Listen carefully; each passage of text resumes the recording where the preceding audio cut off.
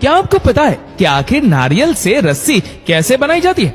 नारियल की रस्सी की डिमांड इतनी ज्यादा होती है कि रोजाना 20 से 30 ट्रक रस्सी को बनाना पड़ता है और इतनी रस्सी बनाने में लाखों करोड़ों नारियल का इस्तेमाल किया जाता है।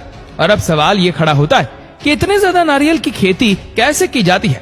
और आपको तो पता ही होगा कि पूरी दुनिया में नारियल की सबसे ज्यादा पैदावार इंडिया में ही होती है और नारियल की सबसे ज्यादा खेती इंडिया में केरल और हैदराबाद में होती है।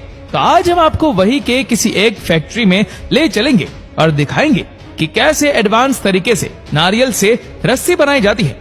शुरुआत में सबसे पहले इन तैयार हो चुके नारियल को पेड़ों से तोड़ लिया जाता है और इनको जमा कर लिया जाता है।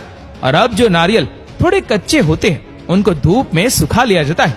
बाद में इन नारियलों के छिलकों को कुछ इस तरीके से अलग कर लिया जाता है।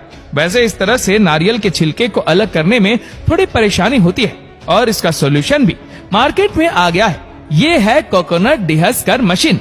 देखिए कैसे जब नारियल को इस मशीन में डाला जाता है तो ये मशीन इस नारियल के आउटर सेल को एकदम आसानी से रिमूव करके अलग कर देती है और बिना छिलके वाला नारियल भी अलग जमा हो जाता है, जिसे मार्केट में बेच दिया जाएगा।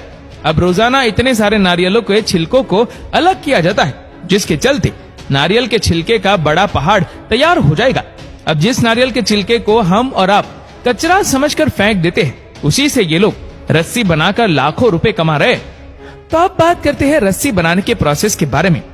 इस फैक्ट्री के बाहर नारियल के छिलकों का पहाड़ तैयार है। अब सबसे पहले तो इन छिलकों को उठाकर फैक्ट्री में लगे इस कन्वेयर पर डाल दिया जाता है, जो आगे जाकर इसको ग्राइंडिंग मशीन में डाल देता है, जो कि इन छिलकों को ग्राइंड करके इसका रेशेदार भूसा तैयार कर देती है।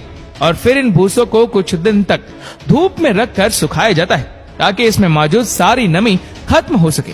और अब फिर से एक बार इन सूखे हुए भूसों को कन्वेयर पर डाला जाता है, जो कि आगे जाकर इस जालीदार रोटेटिंग ड्रम में चला जाता है और इन भूसों में से महीन और छोटे छोटे टुकड़ों को छान कर अलग कर देती है और लंबे रेशेदार नारियल के भूसे अलग कर लिए जाते हैं और इसका गट्ठर बनाकर इसे रस्सी बनाने वाली फैक्ट्रियों तक पहुंचा दिया जाता है।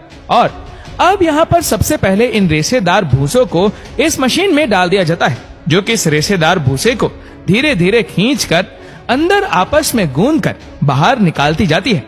और ये घूमती हुई मशीन इस पतले रेशे को आपस में लपेटती रहती है, जिससे एक मजबूत रस्सी तैयार हो जाती है। और मोटी या मजबूत रस्सी को बनाने के लिए इन्हीं रस्सियों को आपस में लपेटकर तैयार कर लिया जाता है। और अब अंत में इन रस्सियों को अलग अलग क्वांटिटी के हिसाब से लपेटकर उसका गुच्छा तैयार कर लिया जाता है।